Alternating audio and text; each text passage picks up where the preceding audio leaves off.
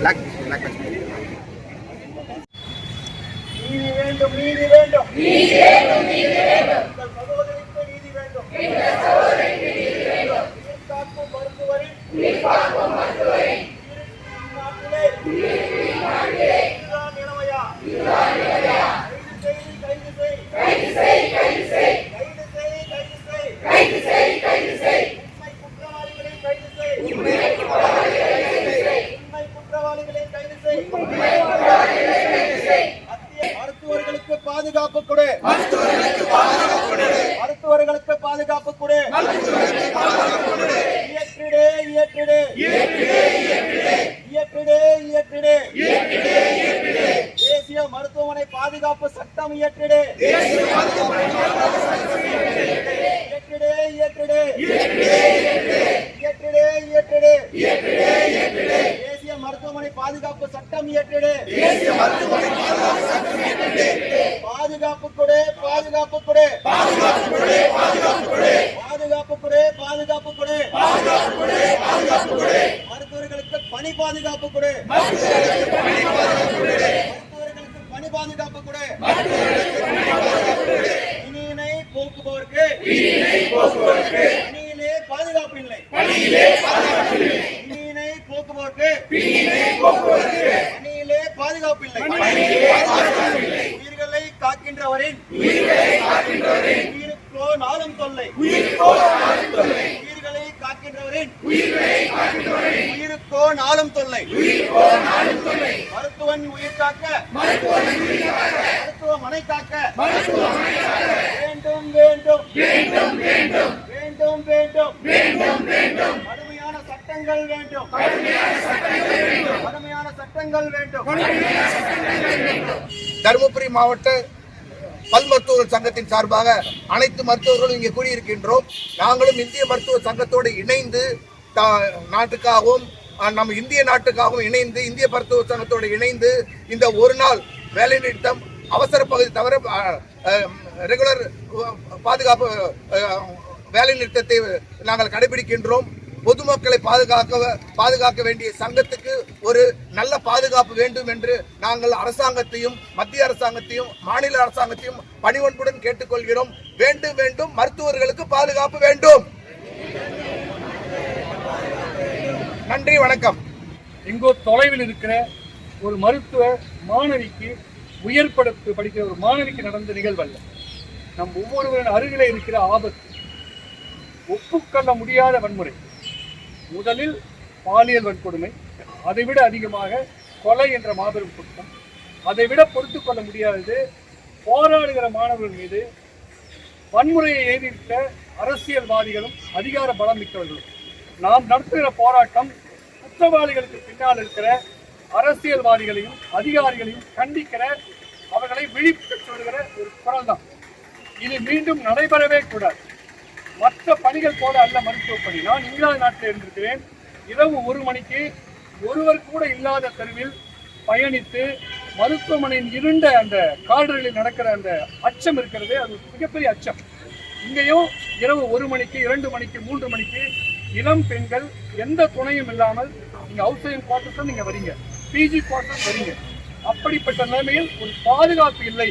உங்கள் உயிருக்கே அச்சம் இருக்கிறது. உங்களை யாராவது வன்கொடுமை செய்கிற ஒரு நிலைமை இருக்கிறது என்பது நினைத்து பார்க்க முடியாத அவலம். ஒரு வளர்ந்த நாட்டிலே பொருளாதார வளர்ச்சி அடைந்து விட்டோம், உலகின் மிகப்பெரிய பொருளாதாரம் ஆகிவிட்டோம் என்று பீற்றிக் கொள்கிற ஒரு அரசாங்கத்தில் வெட்கப்பட வேண்டிய கரை.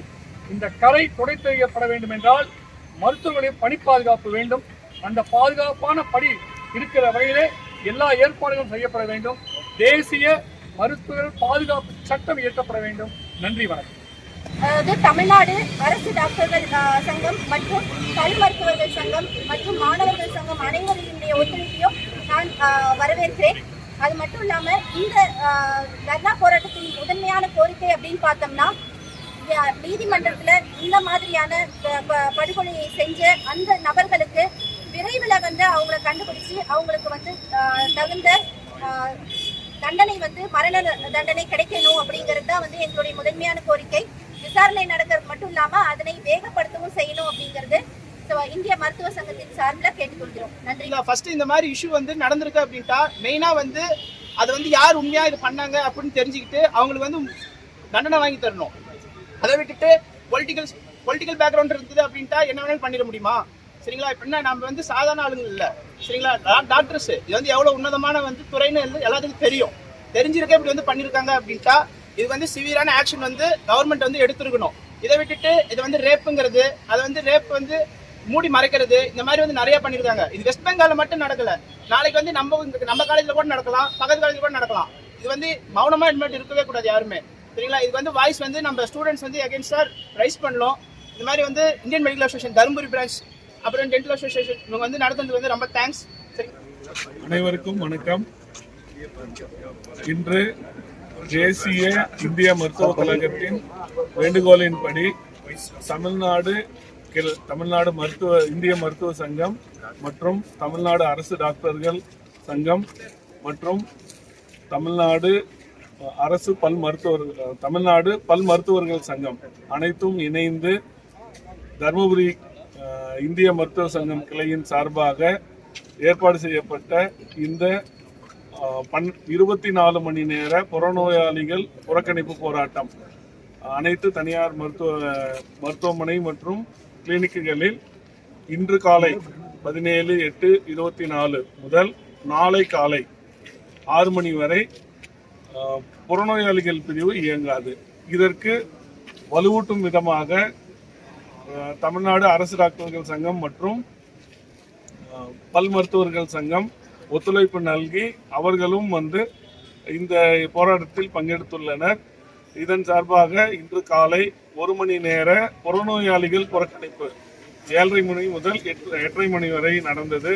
அதனை தொடர்ந்து இங்கு வந்து ஒரு தர்ணா போராட்டம் மற்றும் ஊர்வலம் அந்த கொல்கத்தாவில் நடந்த மருத்துவக் கல்லூரியில் ஒரு பெண் டாக்டரின் கொடூரமான கொலையை கண்டித்து அவர்கள் மீது தக்க நடவடிக்கை எடுக்க வேண்டும் மற்றும் தேசிய மருத்துவமனை மற்றும் மருத்துவர்கள் பாதுகாப்பு சட்டம் மத்திய அரசாங்கம் கொடுக்க வேண்டும் என்பதை வலியுறுத்தி இந்த போராட்டம் நடைபெறுகிறது.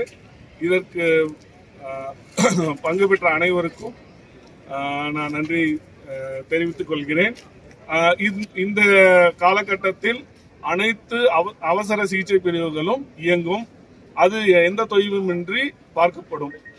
இதற்கு பொதுமக்கள் அனைவரும் ஒத்துழைப்பு நல்கி ஏற்படும் சிறு சிரமங்களுக்கு பொறுத்து கொள்ளுமாறு கேட்டுக்கொள்கிறோம்.